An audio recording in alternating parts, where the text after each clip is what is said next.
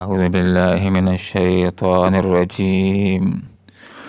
بسم الله الرحمن الرحيم. ولله غيب السماوات والأرض وما أمر الساعة إلا كلمح البصر أو هو أقرب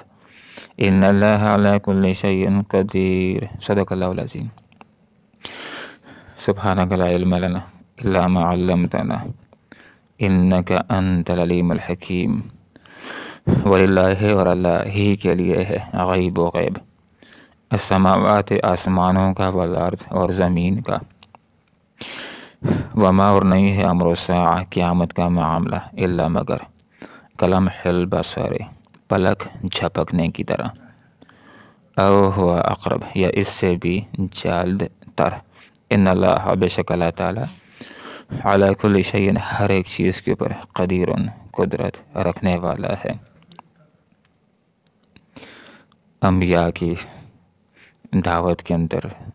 یہ بنیادی نقطہ ہوتا ہے کہ جو لوگ ایمان لے آتے ہیں انبیاء ان کے لیے بشیر ہوتے ہیں، ان کو یہ خوشخبری دیتے ہیں کہ لوگوں کلمہ پڑھ کر کے تم نے عظیم فیصلہ کیا ہے، اپنے حق میں بہترین فیصلہ کیا ہے، اور جو لوگ ایمان نہیں لاتے تو انبیاء انتہائی پیار کے ساتھ، حکمت کے ساتھ، محبت کے ساتھ یہ بات اور یہ حقیقت ان کے اوپر واضح کرتے ہیں کہ ایمان نہ لانے کے نتیجے میں دنیا کے اندر بھی تمہارے اوپر عذاب آ سکتا ہے، اور موت کے بعد، قیامت کے بعد، آخرت میں کافروں کے لیے اللہ تعالیٰ نے دوزخ کی آگ کو تیار کر رکھا ہے۔ تو بہت سارے لوگ آگے سے ایسے ہوتے ہیں کہ جو انبیاء کو لاجواب کرنے کے لیے، نبی کو لاجواب کرنے کے لیے آگے سے یہ بات کہہ دیتے ہیں، فَيَقُولُونَ مَتَىٰ هَٰذَا الْوَعْدُ إِن كُنتُمْ صَادِقِينَ، کہ اگر تم قیامت کے وعدے کے اندر سچے ہو تو بتلاؤ یہ قیامت کب آئے گی۔ تو اس کا جواب دیا گیا کہ قُلْ إِنَّمَا الْعِلْمُ عِندَ اللَّهِ، کہ اے آپ صلی اللہ علیہ وسلم ان کو بتلا دیجئے کہ قیامت کب آئے گی، اس کا علم محض اللہ رب العالمین کو ہے، اور میں تو واضح طور پر متنبہ کرنے والا ہوں۔ لیکن لوگوں یہ بات یاد رکھو کہ قیامت آئے گی، اس کے آنے کے اندر کوئی شک نہیں ہے۔ اذا وقعت الواقعہ لیس لوقعتہا کاذبہ، واقعہ ہونے والی واقعہ ہو کر کے رہے گی، اور اس کے واقعہ ہونے میں کوئی شک نہیں ہے۔ اور یہ بات بھی سمجھا دی گئی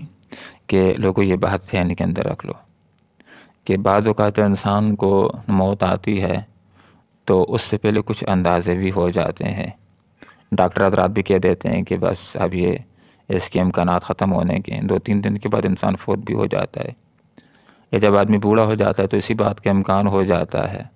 کہ بس اس کے بعد تو جوانی ہے نہیں، اب بڑھاپے یہ موت کی علامات ہیں، موت کے قریب ہو رہا ہے۔ یا اسی طرح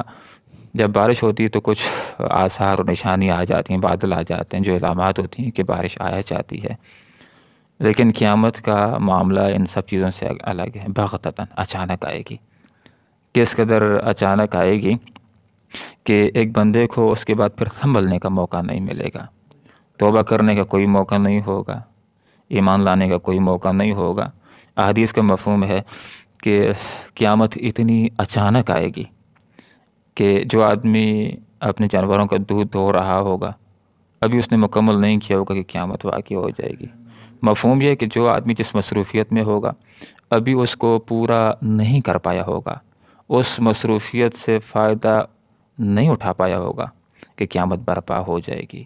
تو قیامت اچانک آئے گی۔ اور دوسرا ذہن کے اندر جو یہ بات آتی ہے کہ جب قیامت شروع ہو جائے گی تو ممکن ہے اس کائنات کو ختم کرنے میں بہت سارا وقت لگ جائے، آفتاب پہاڑوں کو ختم کرنے میں لگے، اور 3 دن آسمانوں کو توڑنے میں لگیں، یا کچھ دن زمین کو توڑنے میں لگ جائیں۔ جیسے کہ آدمی بلڈنگ کو توڑتا ہے تو 2-3-4 دن لگ جاتے ہیں، تو یہاں پر فرمایا کہ کلمح البصر، اللہ کی طاقت کو دیکھو، یہ آنکھ جھپکنے کی جو دیر ہے، اتنی دیر کے اندر آنن فانن اللہ تعالیٰ پوری کائنات کو تباہ و برباد کر سکتا ہے، ساری چیزوں کو، یا اس سے بھی جلد۔ ایسا نہیں کہ قیامت واقع ہونے شروع ہو جائے گی تو بہت وقت لگے گا، اللہ تعالیٰ بڑی قدرتوں والا ہے، آنن فانن ساری چیزوں کو تباہ و برباد کر سکتا ہے، اسی نے بنایا ہے، اور وہی قیامت کے ذریعے سے ان چیزوں کو ختم کرے گا۔ علماء نے یہ بات سمجھائی ہے کہ قیامت 3 مراحل کے اوپر مشتمل ہو کر آئے گی۔ پہلا مرحلہ یہ ہوگا کہ حضرت اسرافیل علیہ السلام پھونک ماریں گے تو پہلی پھونک کے نتیجے میں کائنات ٹوٹنا شروع ہو جائے گی، زمین کے اندر زلزلہ آ جائے گا، پہاڑ دن کی رنگین اون کی طرح اڑنا شروع ہو جائیں گے، سمندروں کے اندر آگ لگ جائے گی، آسمان پھٹ جائے گا، سورج ٹوٹ جائے گا، ستارے بے نور ہو کر کے بکھر جائیں گے، اور جن ظالم انسانوں کے اوپر قیامت واقع ہوگی ان کی کیفیت قرآن میں مذکور ہے، کأنہم جراد منتشر، گویا کہ وہ بکھری ہوئی ٹیڈیاں ہیں۔ اور سورۃ القاریہ کے اندر جن لوگوں کے اوپر قیامت واقع ہوگی کیسی ان کی حالت ہوگی، القاریہ ما القاریہ وما ادراک ما القاریہ یوم یکون الناس کالفراش المبثوث۔ اس دن انسان بکھرے ہوئے پروانوں پتنگوں کی طرح ہوں گے، جس طرح بلب ہوتا ہے، پروانے پتنگے پریشان حال اڑتے ہیں، صبح کو دیکھو تو سارے نیچے مرے پڑے ہوتے ہیں، تو یہ ان ظالموں کی کیفیت ہوگی جن ظالموں کے اوپر قیامت واقع ہوگی، انتہائی پریشان کن حالت کے اندر ہوں گے۔ اس کے بعد جب حضرت اسرافیل علیہ السلام دوسری مرتبہ پھونک ماریں گے تو کل من علیہ فان ویبقی وجہ ربک ذو الجلال والاکرام، جو بھی زمین کے اوپر ہے وہ فنا ہو جائے گا، ختم ہو جائے گا، مر جائیں گے، صرف تیرے رب کی ذات بابرکات باقی رہ جائے گی۔ اور یہ وہ وقت ہوگا کہ جب رب کائنات پکارے گا لمن الملک اليوم، آج کس کی بادشاہی ہے، این الجبارون این المتکبرون، تو سارے کے سارے مرے پڑیں گے، کوئی جواب نہیں دے سکے گا، اللہ تعالیٰ خود ہی جواب دے گا، للہ الواحد القہار، آج اکیلے اللہ کی بادشاہی ہے۔ اس کے بعد حضرت اسرافیل علیہ السلام تیسری مرتبہ پھونک ماریں گے تو پھر لوگ من الاطاعت الی ربہم ینسلون، اپنی اپنی مرگہوں سے نکلیں گے، کوئی پانیوں سے، کوئی پہاڑوں سے، کوئی قبروں سے، اور محشر کی طرف حاضر ہونا شروع ہو جائیں گے، اللہ کے سامنے حاضری ہوگی، محشر کے میدان میں جمع ہوں گے، اللہ تعالیٰ سامنے عرش کے اوپر جلوہ افروز ہوگا، اور ہر کسی سے اللہ تعالیٰ انفرادی رپورٹ لے گا، زندگی کے بارے میں، جوانی کے بارے میں، علم کے اوپر عمل کے بارے میں، مال کو کمانے کے بارے میں، اس کو خرچ کرنے کے بارے میں۔ تو جو درست جواب دے گیا تو اس کے لیے فیشت نرات، یہ دل پسند زندگی ہوگی، ہمیشہ کی جنت ہوگی، لیکن جس نے درست جواب نہ دیے، مرضی کی دنیا کے اندر زندگی گزاری ہے، تو اس کے لیے بہت ہی برا ٹھکانہ جہنم کی صورت میں ہوگا، جس کے بارے میں فرما ہوا بئس المصیر۔ تو پہلی جو یہاں پر بات سکھلا دی گئی ہے وہ یہ ہے کہ اللہ ہی کے لیے غیب آسمان اور زمین کا ایک ذات بابرکات ہے جو سب کچھ جاننے والا ہے، غیب جاننے والا ہے، اور وہ اللہ رب العالمین کی ذات ہے۔ اور یہ بات بھی یہاں پر سیکھنے کی، یاد کرنے کی ہے کہ غیب کا تعلق بھی انسانوں کے اعتبار سے ہوتا ہے، انسانوں کو جو کچھ معلوم نہیں، نظروں سے اوجھل ہے، وہ غیب ہے، جو کچھ انسانوں سے دور ہے، پوشیدہ ہے، حواس اور ادراک سے دور ہے، تو وہ غیب ہے۔ اللہ کے لیے تو حاضر بھی حاضر ہے، غیب بھی حاضر ہے، اللہ کے سامنے تو سب کچھ حاضر ہے، اللہ رب العالمین سب کچھ جاننے والا ہے۔ انسان جو کچھ جانتے ہیں وہ حاضر ہوتا ہے، جو کچھ نہیں جانتے تو انسانوں کے اعتبار سے یہ غیب ہوتا ہے۔ تو غیب سے مراد وہ امور ہیں کہ جن کا ادراک انسان اپنے حواس اور عقل سے نہیں کر سکتا، جیسے اللہ کی ذات ہے، یا جنت کا ہونا ہے، جہنم کا ہونا ہے، یا قبر کا عذاب ہے، یا ملائکہ کا وجود ہے، تو یہ غیبی امور میں سے ہیں۔ تو مفہوم یہ ہوا کہ وہ چیزیں کہ جو ہماری آواز اور ادراک سے دور ہیں، اللہ اور اس کے رسول نے بتلا دی ہیں، صحیح ثابت ہو گئیں، تو ان کو ایمان لانے کے لیے ماننا ضروری ہے۔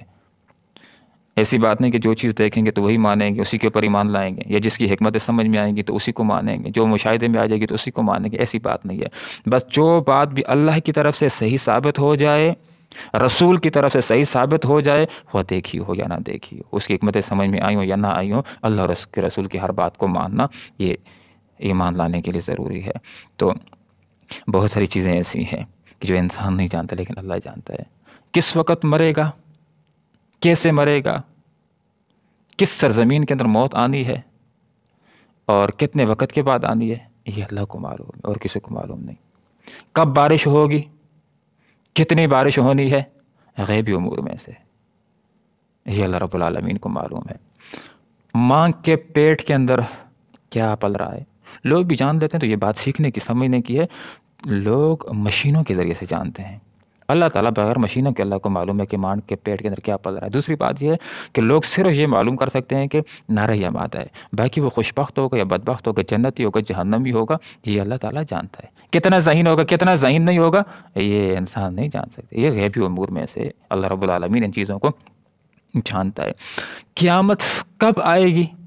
یہ انسانوں کا معلوم نہیں ہے، غیب کے امور میں سے ہے، اور اس کو اللہ رب العالمین جانتا ہے۔ انسان نے کل کیا کرنا ہے